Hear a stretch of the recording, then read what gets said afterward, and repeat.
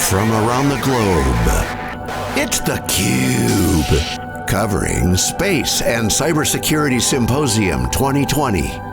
Hosted by Cal Poly. Hello everyone, welcome to the Space and Cybersecurity Symposium 2020, hosted by Cal Poly and theCUBE. I'm John Furrier, your host. We have a great session here. Space, Cybersecurity, the Department of Defense Perspective. We have Bong Gumahad, Director of C4ISR Directorate, Office of the Undersecretary of Defense for Acquisition and Sustainment for the DoD, and Chris Henson, Technical Director, Space and Weapons Cybersecurity Solutions for the National Security Agency. Gentlemen, thank you for taking the time for this awesome session. Thank you, John. Thank you. So we're going to talk about the perspective of the DoD relative to space cybersecurity. A lot going on: congestion, contention, freedom, evolution, innovation. So Bong, I'd like to have you start with your opening statement on how you see the space cybersecurity perspective.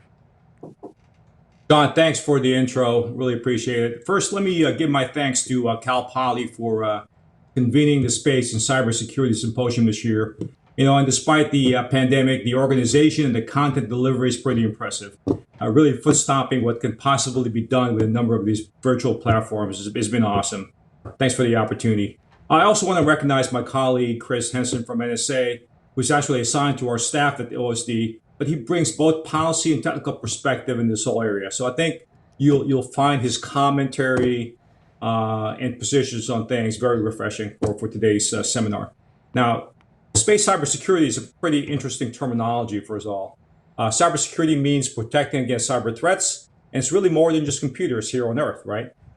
Space is the newest warfighting domain, and cybersecurity is perhaps even more of a challenge in this domain than others. I'm sure Lieutenant General Thompson and Major General Shaw discussed the criticality of this new domain. Space Force is the newest military service in the earlier sessions, and they're at the risk of repeating what they already addressed. Let me start by talking about what space means to DoD and what we're doing directly from my vantage point as part of the acquisition and sustainment arm of the Pentagon.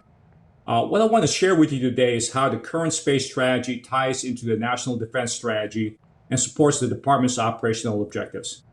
As the director of C4ISR, I have come to understand how the integration of C4ISR capability is a powerful asset to enhance the lethality of the joint warfighter.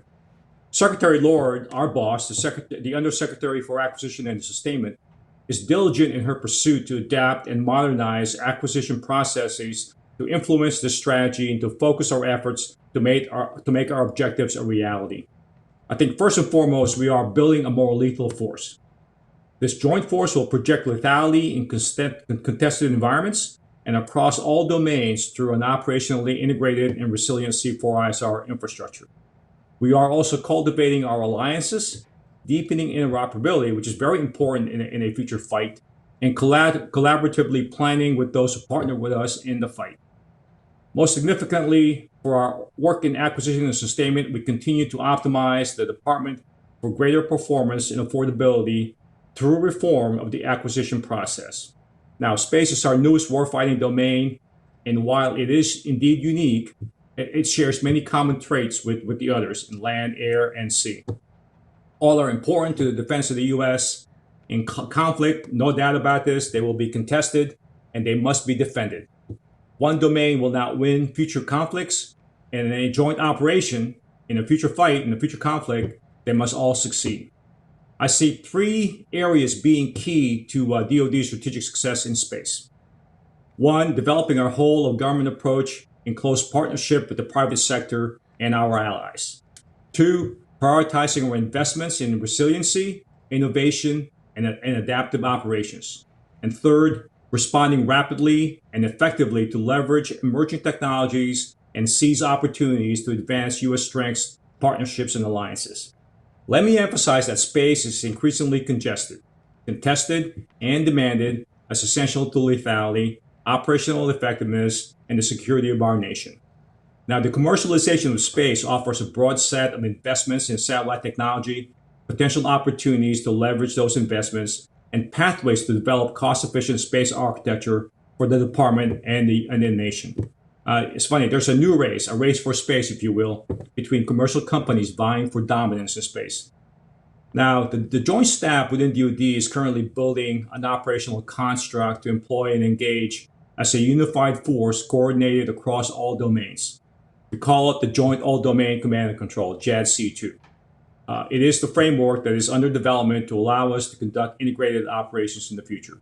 The objective of JADC2 is to provide the warfighter access to the decision-making information while providing mission assurance of the information and resilience of the underlying terrestrial, air, and space networks that support them. Operationally, JADC2 seeks to maintain seamless integration, adaptation, and employment of our capability to sense, signal, connect, transmit, process, control, direct, and deliver lethal capabilities against the enemy. We gain a strategic advantage through the integration of these capabilities across all the domains by providing battle space awareness, force protection, and weapons control and deployment capabilities. Now, successfully integrating these systems and capabilities will provide our warfighters overwhelming superiority on the battlefield in an environment challenged by near-peer adversaries as well as non-state actors. In space, the character of its employment is changing, driven by increasing demands, not just by DoD, but by the commercial sector as well. More and more, we see greater use of small satellite systems to address a myriad of emerging questions: ubiquitous communications, awareness, sensor diversity, and many more. As I said before, the commercial world is pioneering high-rate production of small satellites in their efforts to deploy hundreds, if not thousands, of nodes. SpaceX Starlink constellation is one example. Another one is Amazon's Kuiper. Kuiper just received FCC approval to deploy like over 3,000 of these different nodes. While a number of these companies continue to grow, some have struggled. Case in point is OneWeb. Nevertheless, the appetite remains strong, and DoD is taking advantage of these advances to support our missions. We are currently exploring how to better integrate the DoD activities involving small satellites under the Small Satellite Coordinating Activity, SCA we call it. We want to ensure collaboration and interoperability to maximize efficiency in acquisition and operation. When we started this activity over a year and a half ago, we documented over 70 plus separate small sat programs within DoD. And now we've developed a very vibrant community of interest surrounding small satellites. Now, part of the work, we have identified 9 focus areas for further development. These are common areas to all systems, and by continuing to expand on these, our plan is to enable a standard of practice that can be applied across all of the domains. This includes launch services, ground processing and distribution, and of course, a topic of interest to the Symposium, space security. And Chris will talk more about that, being that he's the expert in this area. One challenge that we can definitely start working on today is workforce development. Cybersecurity is unique as it straddles STEM and security and policy. The tradecraft is different, and unfortunately, I've seen estimates recently suggesting a workforce gap in the next several years, much like the STEM fields. During the next session, I am part of a panel with President Armstrong of Cal Poly and Steve Jakes, the founder of the National Security Space Association, to address workforce development. But for this panel, I look forward to having further dialogue surrounding space cybersecurity with Chris and John. Thank you, John. Bong, thank you for that opening statement. Yes, workforce gaps. We need the new skills. Space is here. Thank you very much. Chris Henson, Technical Director of Space and Weapons Cybersecurity Solutions for the National Security Agency. Your opening statement. Thank you for having me. I'm one of several technical leaders in space at the National Security Agency, and I'm currently on a joint duty assignment at the Office of Undersecretary of Defense for Acquisition and Sustainment. I work under Mr. Gumahad in the C4ISR area. But almost 63 years ago, on the 4th of October 1957, Sputnik was the first artificial satellite launched by the Soviet Union, and space history was made. And each of you can continue to write future space history in your careers. And just like in 1957, the U.S. isn't alone in space, to include our close partnerships and long-term activities with organizations like the Japanese Space Agency, the European Space Agency, and the Canadian Space Agency, just to name a few. And when we tackle cybersecurity for space, we have to address the idea that the communications, command, and control And those mission data will traverse networks owned and operated by a variety of partners, not only .gov, .mil, .com, .edu, etc. We need to have all the partners address the cyber effects of those systems, because a risk accepted by one is shared by all. And sharing cyber best practices, lessons learned, data vulnerabilities, threat data, mitigation procedures, all are valuable takeaways in expanding this space community, improving overall conditions for a healthy environment. So thank you for having me, and I appreciate the opportunity to speak to you and your audience, and I look forward to the discussion and questions. Thank you. Thank you, Chris. Thank you, Bong. Okay, I mean, open innovation, the internet, you see plenty of examples. The theme here is partners, commercial, government. It's going to take a lot of people and tech companies and technologies to make space work. So that's my first question. Bong, we'll start with you, is what do you see as the DoD's role in addressing cybersecurity in space? It's real. It's a new frontier. It's not going away. It's only going to get more innovative, more open, more contested. Seems like a lot to do there. So what's your role in addressing cybersecurity in space? I think our role is to be the leader in developing not only the strategy, but the implementation plans to ensure full of cybersecurity.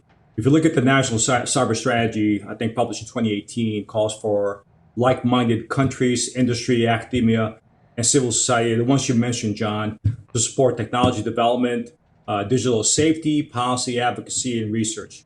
You hear today, and those listening are fulfilling that strategy. When you develop, enable, use cyber hygiene products as examples and capabilities, you're pushing that goal to fruition. When you know what's on your network, patch your network, back up and encrypt your network, you're hardening and preventing cyber attacks. And we in government, academia, in the case of Cal Poly, civil networks and commercial companies, we all benefit from doing that. Cybersecurity, and I think Chris will definitely back me up on this, more than passwords, encryption, or firewall. It's truly a mindset and a culture of enabling missions to succeed in an assured and a resilient fashion. Chris, your take and reaction to the cybersecurity challenge involved here. It's starting really at the highest level of governments. We have, the recent Security Policy Directive 5 that just came out just a couple of days ago, recognizes all the factors of cybersecurity that need to come into play. And probably the most important outcome of that, as Mr. Gumahad said, is the leadership role. And that leadership blends out very well into partnership. So partnership with industry, partnership with academia, partnership with other people that are exploring space. And those partnerships lend itself very naturally to sharing cybersecurity issues, topics, as we come up with best practices, as we come up with mitigation strategies, and as we come up with vulnerabilities and share that information. We're not going to go alone in space, just like we're probably not going to go alone in many other industries or areas, that the DoD has to be involved in many spectrums of deploying to space. And that deployment involves, as Mr. Gumahad said, encryption, authentication, knowing what's on the network, knowing the fabric of that network, and if nothing else, this Internet of Things and work from home environment that we've partaken of these last few months has even explored and expanded that notion even more dramatically, as we have people dial in from all over the different locations. Well, space will be that natural node, that natural next network and mesh involvement that we'll have to protect and explore on, not just from a terrestrial involvement, but all segments of it, the comm segment, the space vehicle, and the ground portion. Bong, we talked about this in our other segment around with the president of Cal Poly, but the operating models of the Space Force and of the DoD and getting space, it's a software defined world, right? So cybersecurity is a real big issue because you have an operating model that's requiring software to power these low hanging satellites. It's just an extension of the network. It's distributed computing. We know what this is. If you understand the technology we do, In space, it's no different. It's just a different environment, so it's software defined. That just lends itself well to hacking. I mean, if I'm a hacker, I'm going, hey, why not just take out a satellite and crash it down or make the GPS do something different? I mean, it's definitely an attack vector. This is a big deal. It's not just like getting credentials that are cached on a server.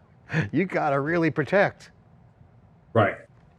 Because on one hand, space will carry not only critical national security information, but if you look at the economic well-being, the financial state of a lot of countries and institutions, more and more, John, they'll be using space assets to make all that happen, right? So, and if you look at you mentioned the attack vectors in space, it's not just the computers in the ground, but if you look at the whole life cycle for satellite systems in space, the tasking that you need to do, the command and controlling of the vehicle, the data that comes down on the ground, even when you launch the birds, the satellites, they all need to be protected because they're all somewhat vulnerable to hacking, to cyber attacks, especially as we grow in the commercialization of space. There's going to be a lot more people out there playing in this world. There's going to be a lot more companies out there, and and it's hard to track, the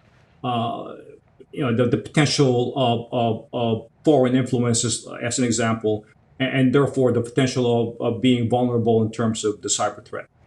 Gentlemen, I'd like you guys to move on to this leadership role. Bong, you mentioned it. You want to be a leader. I get it. The DoDs, Department of Defense, it's a new frontier to defend. Wartime zone, you mentioned, wartime opportunity potentially. But how do you guys assist that's getting done, because there's public and private space operations happening. There's security challenge. What does being a leader mean, and how does the DoD, Department of Defense, assist driving the public and private? Do you lead from a project standpoint? Do you lead from a funding standpoint? Is it architectural? I mean, you're talking about now a new end-to-end architecture. It's not just cloud, it's on-premise, it's in devices, it's offloaded with new AI technology and NICs and devices. It's IoT, it's all this and all new. This is all new.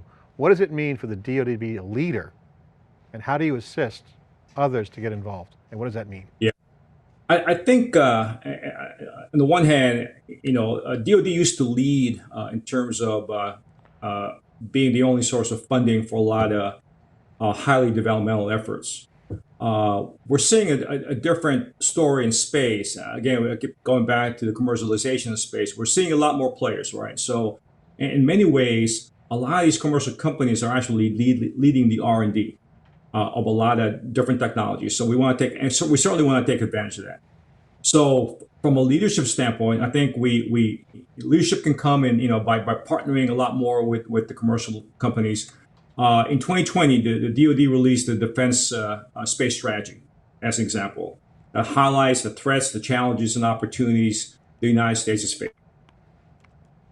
By setting example of how we counter the threats that are out there, not just to DoD, but to the civilian, the commercial sector as well.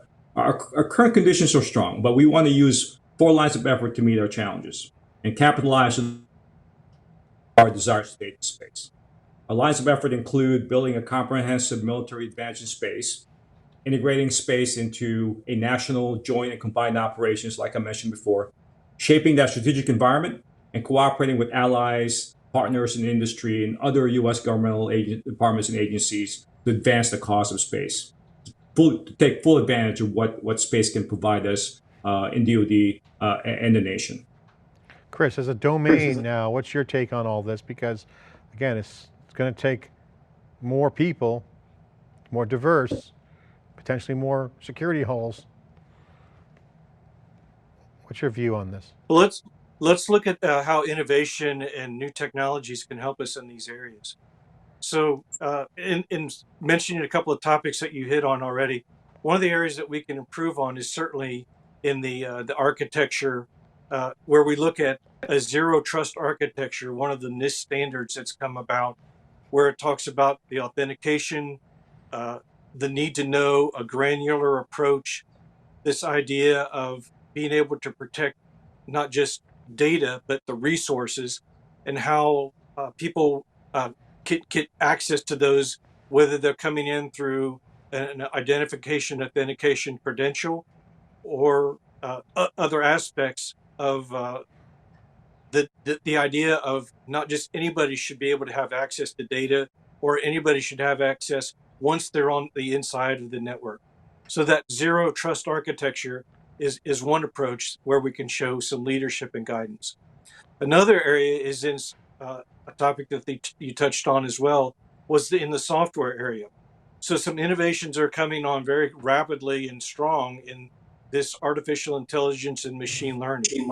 So if we can take this AI and ML and apply it to our software development areas, they can parse so much information very quickly.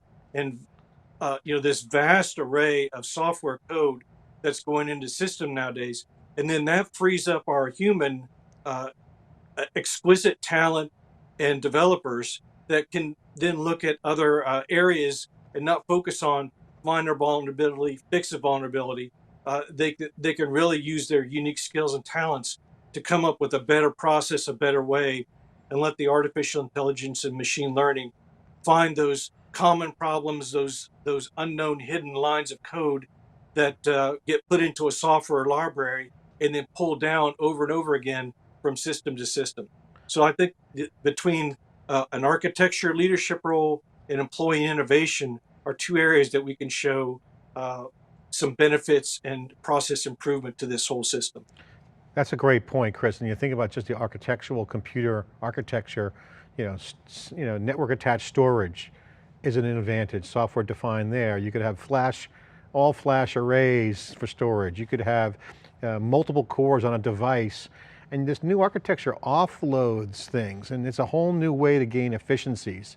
I mean, you got Intel, you got NVIDIA, you got ARM, all the processors all built in. So there's definitely been commercial best practices and benefits to a new kind of architecture that takes advantage of these new things. It's just efficiencies. But this brings up the whole supply chain conversation. I want to get your thoughts on this because there is talk about predatory investments and access and tactics to gain supply chain access to space systems. Your thoughts? Yeah, it's a serious threat, and not just for the U.S. Space supply chain, if you will. It's the supply chain in the ISS, writ large. I think it's a threat that's real. We're seeing it today. I just saw an example recently involving I think our launch services, where there was a purported foreign threat that was trying to get into it through predatory investments. So it is something that we need to be aware of. It's happening, and it will continue to happen. It's an easy way to gain access to our IP, and so it's something that we are serious about in terms of awareness and countering. Chris, your thoughts? I mean, I'm an open source guy. We've seen it when I grew up in the industry in the 80s. Open source became a revolution. But with that, it enabled new tactics for state-sponsored attacks. That became a domain in and of itself. That's well documented, and people talk about that all the time in cyber. Now you have open innovation with hardware, software, connected systems. This is going to bring a supply chain nightmare. How do you track it all? Who's got what software and what device? Where'd the chip come from? Who made it? The potential is everywhere. How do you see these tactics, whether it's a VC firm from another country or this, that, and the other thing, startup, big company? Yeah. So when we see companies being purchased by foreign investors, and we can get blocked out of those, whether it's in the food industry or if it's in a microchip, then that microchip could be used in a cell phone or a satellite or an automobile. So all of our industries that have these companies that are being purchased, or a large foreign investment influx into those, they can be suspect, and we have to be very careful with those, and do the tracking of those, especially when those some of those parts and mechanisms are coming from offshore. And then going back to the Space Policy Directive 5, it calls out for better supply chain resource management, the tracking, the knowing the pedigree, and the quantitative ability of knowing where those software libraries came from, where the parts came from, and the tracking and delivery of that from an end-to-end system. And typically when we have a really large vendor, they can do that really well. But when we have a subcontractor to a subcontractor to a subcontractor, their resources may not be such that they can do that tracking and mitigation for counterfeits or fraudulent materials going into our systems. So it's a very difficult challenge, and we want to ensure as best we can that as we ingest those parts, as we ingest those software libraries and technologies into the system, that before we employ them, we have to do some robust testing. And I don't want to say that's the last line of defense, but that certainly is a mechanism for finding out, do the systems perform as they stated on a test bench or a flat sat, whatever the case may be, before we actually deploy it. And then we're relying on the output or the data that comes from that system that may have some corrupt or suspect parts in it. Great point. This federal view is, And go ahead. the Bong. problem with space systems is kind of, is once you launch the bird or the satellite, your access to it is diminished significantly, right? Unless you go up there and take it down. So kind of to Chris's point, we need to be able to test all the different parts to ensure that it's performing as described or as specified, with good knowledge that it's trustworthy. So we do that all on the ground before we take it up to launch it. It's funny, you want agility, you want speed, and you want security, and you want reliability and risk management, all aggressive, and it's a technical problem, it's a business model problem. Love to get real quick before we jump into some of the more workforce and gap issues on the personnel side. If you guys could just take a minute to explain quickly, what's the federal view? If you had to kind of summarize the federal view of the DoD and the role it wants to take. So all the people out there on the commercial side, or students out there who are wanting to jump in, what is the current modern federal view of space cybersecurity? Chris, why don't you take that on and I'll follow up. Okay. I don't know that I can give you the federal view, but I can certainly give you the Department of Defense, that cybersecurity is extremely important. And as our vendors and our suppliers take on a very, very large and important role, one area that we're looking at improving on is a cyber certification maturity model where we look at the vendors and how they implement and employ cyber hygiene. So that guidance in and of itself shows the emphasis of cybersecurity, that when we want to write a contract for a vendor for a purchase that's going to go into a space system, we'd like to know from a third-party audit capability, can that vendor protect and defend to some extent the amount that part or piece or software system is going to have a cyber protection already built into it from that vendor from the ground floor up before it even gets put into a larger system. So that shows a level of the CMMC process that we've thought about and started to employ beginning in 2021 and will be further built on in the out years.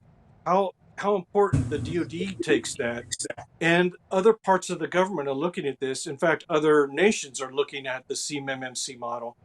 So I think it shows a concern in very many areas, not just in the Department of Defense, that they're going to adopt an approach like this. So it shows the pluses and the benefits of a cybersecurity model that all can build on. Bong, your reaction. Yeah, I'll just add to that, John. You asked earlier about how do we track commercial entities or people in the space and cybersecurity domains. I can tell you that at least my view of it, space and cybersecurity are new. It's exciting. It's challenging. A lot of technical challenges there. So I think in terms of attracting the right people and personnel to work those areas, I think it's not only intellectually challenging, but it's important for the defense of the United States. and it's important for economic security writ large for us as well. So I think in terms of workforce and trying to get people interested in those domains, I hope that they see the same thing we do in terms of the challenges and the opportunities that presents itself in the future. Awesome, I loved your talk on the intro track there, Bong. You mentioned the three key areas of DoD success, developing a whole government approach to partnership with the private sector. I think that's critical, and the allies. Prioritizing the right investments on resilience, innovation, adaptive operations, and responding to rapidly to effectively emerging technology, so you can be fast. All those things are relevant. So given that, I want to get your thoughts on the defense space strategy. In 2020, the DoD released Defense Space Strategy, highlighting threats and challenges and opportunities. How would you summarize those threats and those challenges and opportunities? What are those things that you're watching in the defense space area? Right. Well, I think I said before, Chris, as well. We're seeing that space will be highly contested because it's a critical element in our warfighting construct. To win a future conflict, I think we need to win space as well. So when you look at our near-peer adversaries, there's a lot of efforts in trying to take that advantage away from the United States. So the threat is real, and I think it's going to continue to evolve and grow. And the more we use space, both commercial and government, I think you're going to see a lot more of these threats manifest itself in forms of cyber attacks or even kinetic attacks in some cases as needed. So the threat is indeed growing. Space is congested, as we talked about. It will continually be contested in the future as well. So we need to have, like we do now in all the other domains, a way to defend it, and that's what we're working on within DoD. How do we protect our assets in space, and how do we make sure that the data information that traverses through space assets are trustworthy and free of any interference. Chris, exciting time. If you're in technology, this is crossing many lines here: tech, society, wartime defense, new areas, new tech. Security. It's intoxicating at many levels, because if you think about it, it's not one thing. It's not one thing anymore. It spans a broader spectrum, these opportunities. Yeah, and I think that expansion is a natural outgrowth from, as our microprocessors and chips and technology continue to shrink smaller and smaller. We think of our cell phones and our handheld devices and tablets and so on that have just continued to get embedded in our everyday society, our everyday way of life. And that's a natural extension when we start applying those to space systems. When we think of small sats and CubeSats and the technology that's can be repurposed into a small vehicle, and the cost has come down so dramatically that we can afford to get rapid experiments, rapid exploitations, and different approaches in space, and learn from those and repeat them very quickly and very rapidly. And that applies itself very well to an agile development process, DevSecOps, and this notion of spins and cycles and refreshing and addressing priorities very quickly, so that when we do put a new technology up, the technology is very lean and cutting edge and hasn't been years and years in the making, but it's relevant and new. And the cybersecurity and the vulnerabilities of that have to be addressed because of and allow that DevSecOps process to take place, so that we can look at those vulnerabilities and get that new technology and those new experiments and demonstrations in space and get lessons learned from them over and over again. Well, that brings us to the next big topic I want to spend the remainder of our time on. That is workforce, this next generation. If I wasn't so old, I would quit my job and I would join immediately. It's so much, it's fun, it's exciting, and it's important. And this is what I think is a key point, is that cybersecurity in and of itself has got a big gap of shortage of workers. Never mind adding space to it. So this is the intersection of space and cybersecurity. There is a workforce opportunity for this next generation? Young person to person reskilling. This is a big deal. Bong, you have thoughts on this. It's not just STEM, it's everything. Yeah, it's everything. And the opportunities we have in space, it's significant and tremendous. And I think if I were young again, as you point out, John, I'm lucky that I'm in this domain, in this world, and I started years ago.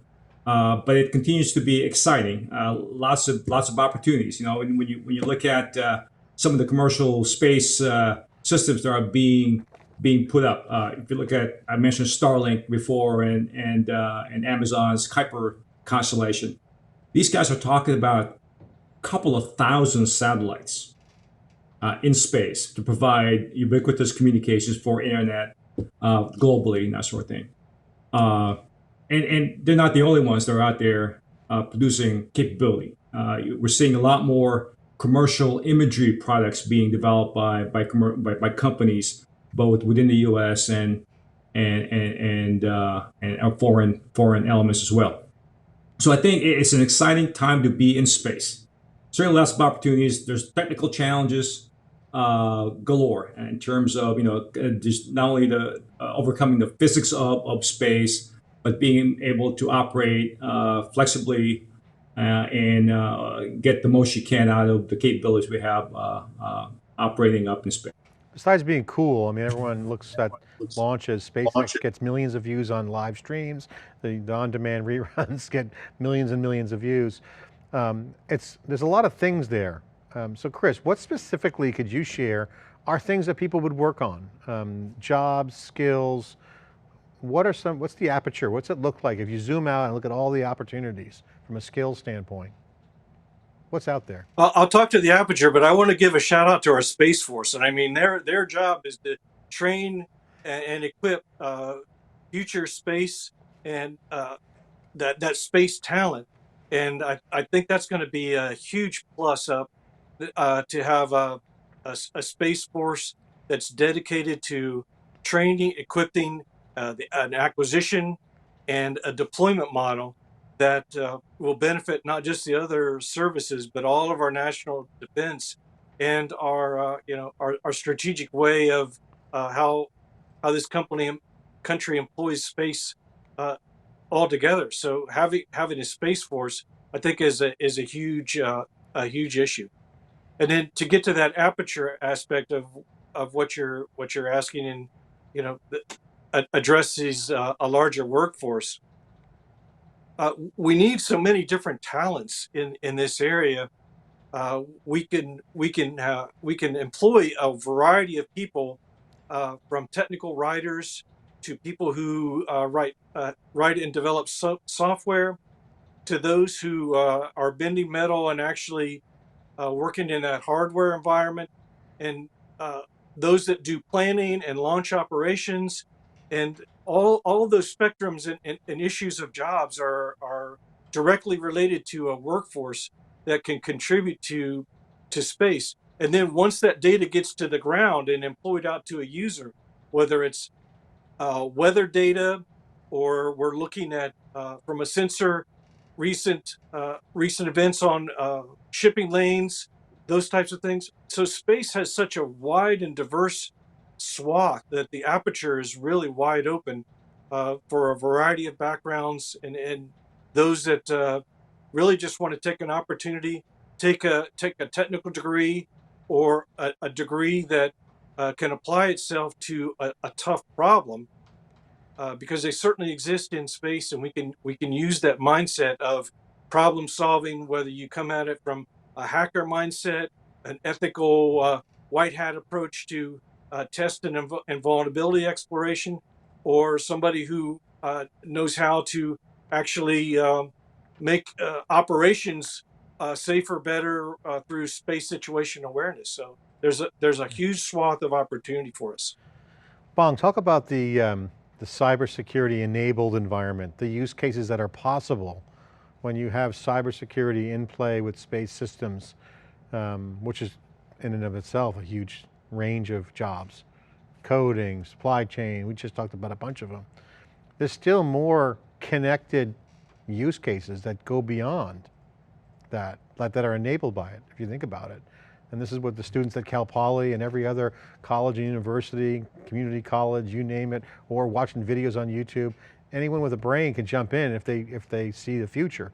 It's all net new. Space Force is driving awareness, but there's a whole slew of these new use cases that I call space enabled by cybersecure systems. Your thoughts? Absolutely. I was had planned on attending the Cyber Challenge that Cal Poly had planned in June. Of course, the pandemic took care of that plan, but I was intrigued by the approach that the Cal Poly was taking with middle school and high school kids of exposing them to a problem set.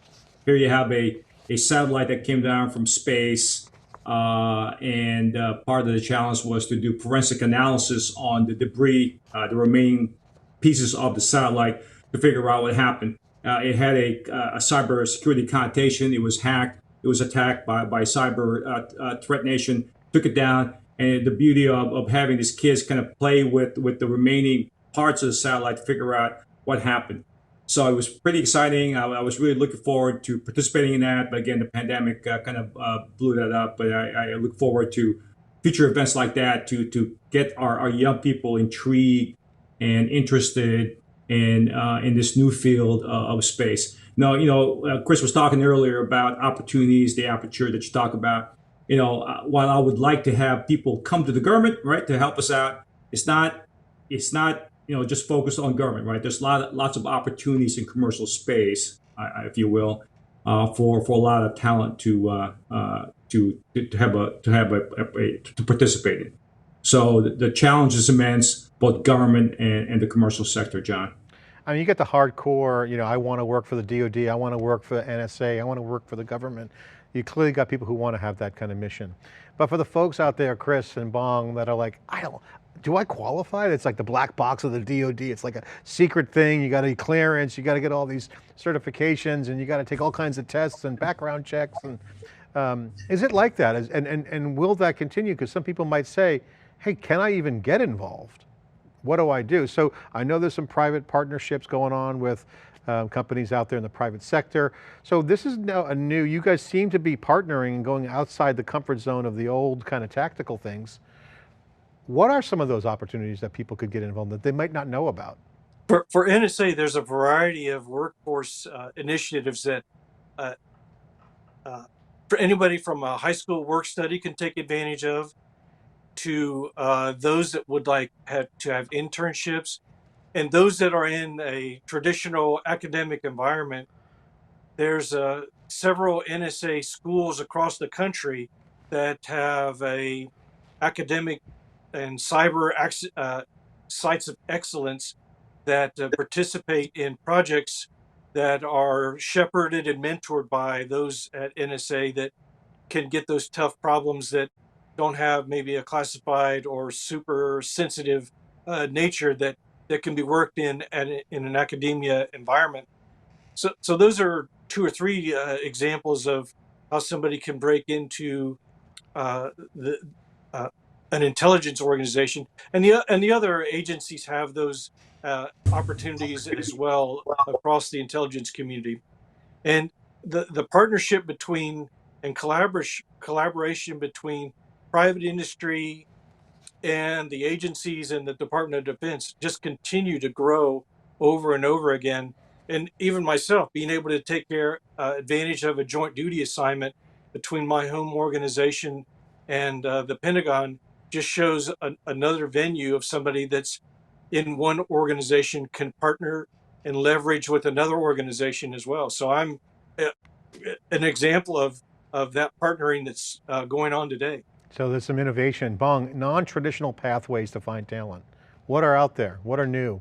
What are these new non-traditional ways? I was going to add to what Chris was mentioning, John. Even within DoD and under the purview of our Chief Information Officer, back in 2013, the Deputy Secretary of Defense signed the what we call the DoD Cyberspace Workforce Strategy into effect.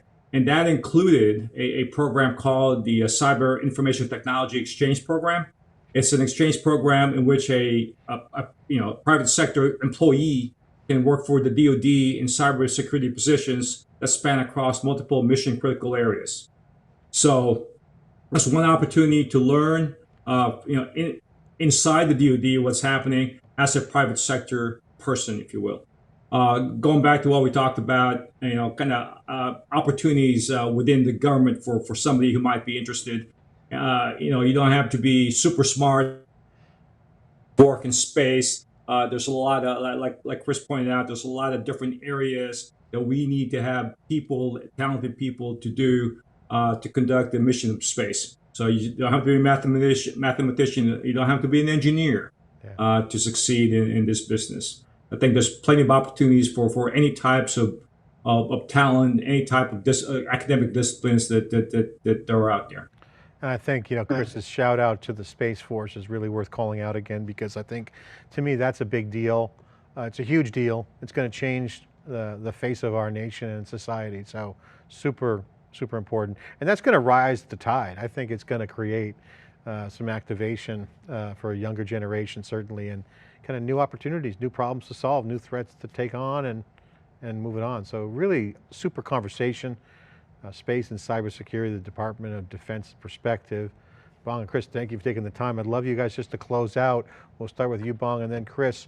Summarize for the folks watching, whether it's a student at Cal Poly or other university, or someone in industry and government, what is the Department of Defense perspective for space cybersecurity?